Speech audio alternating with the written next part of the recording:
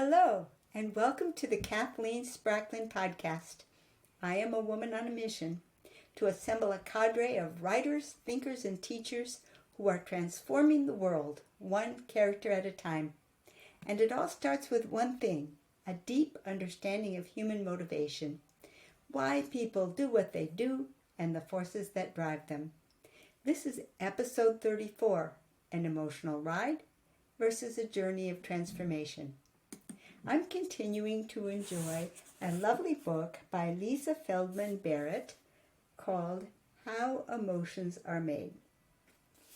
It tells the story of emotions in the brain. It's a very biologically based book and really quite fascinating. I am much more fictionally based, and I'm very interested in human emotion as well, but I'm more interested in human motivation because to me the emotions are attached to motivations, and motivations are, to me, far more interesting. However, in working in chapter 4 at this point, Lisa Feldman Barrett brings up a diagram which she labels an affective circumplex. And she's talking about contrasting pleasantness versus unpleasantness of emotions and relating them to high or low arousal states. So, for example, if you have the combination of a pleasant emotional state coupled with high arousal, then you're elated, you're thrilled. If you've got that high arousal but it's mixed with an unpleasant state, you get upset, distressed, agitated. If you have something that's pleasant but it's low arousal, then you have something that's serene and calm. If you have something that's unpleasant and low arousal, you're looking at something that's lethargic and depressed. And she goes on to say that filmmakers and storytellers can take their audience on an emotional ride by manipulating arousal levels with pleasant versus unpleasant emotion. And I don't doubt for a moment that this is possible. If it were not the case, why on earth would there be so many films with fast car chase scenes? Clearly, we're going for high arousal and hopefully something that's pleasant. Although many movies are based on fear, which is going to be high arousal and unpleasant, but something oddly pleasant about it too for readers as well. I look at this and I think about this as being cotton candy, sugary fast food, cookies, something that is totally devoid of any mental nutritional value. It's just the raw emotions and dragging your emotions around irrespective of reason. Well, Lisa Feldman Barrett talks about there being a kind of a mistake in the classical view of emotions, which regards there being a struggle between the rational mind and the irrational mind of the emotions, and that all of these raw emotions are floating around and reason has got to tamp them down, and reason can't succeed in tamping them down.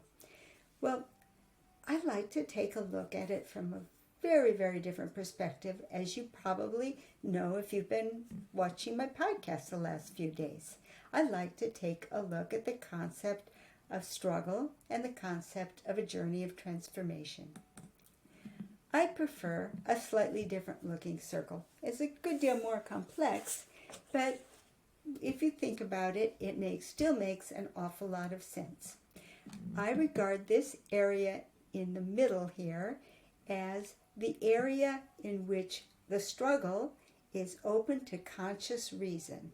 This is the area where we're making decisions.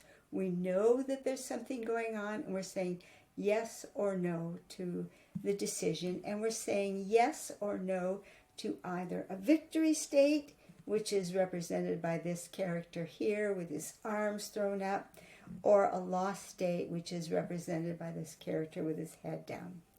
And the idea is that when you are faced with these emotions, if you routinely give in to the lost side of things, the victory voice becomes so insignificant that it can barely be heard. And you're up in this area here where the lost state predominates, and the voice of the struggle is still there, but it's just a little nagging, you're not doing very well, are you? It's just a kind of a mean, naggy sort of a voice. And if it goes on even further, there's nothing left but the sense of the loss. But the reverse journey can also be made. And in the reverse journey, the decision is made in favor of the victory state. Very often that victory state is the hard way. It's the tough it out way. It's the way that takes energy and effort. But you're dealing with something at this level where you're free to make a choice. It's only at this level where you have the freedom to make a choice.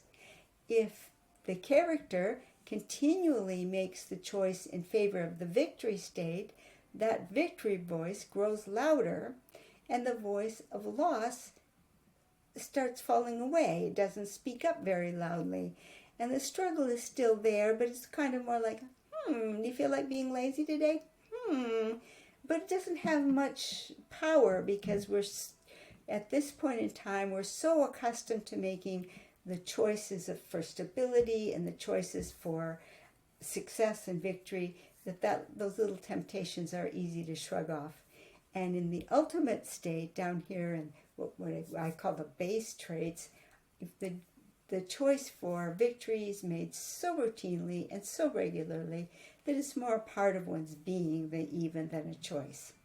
So what we can see here, where is it that you have the power to interact with your emotions and bring them along in the direction that you would want to do them? And in other words, where in this can reason win out? And it might seem that reason is powerless to win out because there is only this zone, central zone, where the struggle is open to the conscious decision. And up here, you don't have the power to control the decision. You have to first bring it into the area of decision making. And then that's a question of, well, how can you do that? Well, as a storyteller, I know how to do that.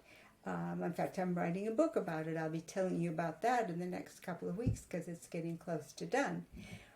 What you can do is when you bring a character trait that's within the zone of reason of the character, when that is pushed down into the anchor state where it's solidly choices are being made for the victory side, then that voice of victory grows louder and it begins to be believable up here, and the next character trait shifts down into the position where you can make a conscious decision for it. So this is something that I develop in great detail in a book that I am writing, and I will be telling you lots of news about that shortly because I'm going to be as close to giving it away for free as I can. I'm going to be, there's a price on it obviously, but it's the price to cover printing it and the price to cover shipping it. And other than that, it's going to be given away for free. So if you'd like to keep up with the news on that, you can sign up for my mailing list up here on my website, KathleenSpracklin.com. Sign up for my mailing list and I'll keep you posted on that because it's in its final formatting and editing stages right now. So I do think that in terms of fiction writing, and I think actually in terms of life organization, A Journey of Transformation is far more powerful and far more satisfying than an emotional ride. Talk to you later. Thanks. Bye-bye.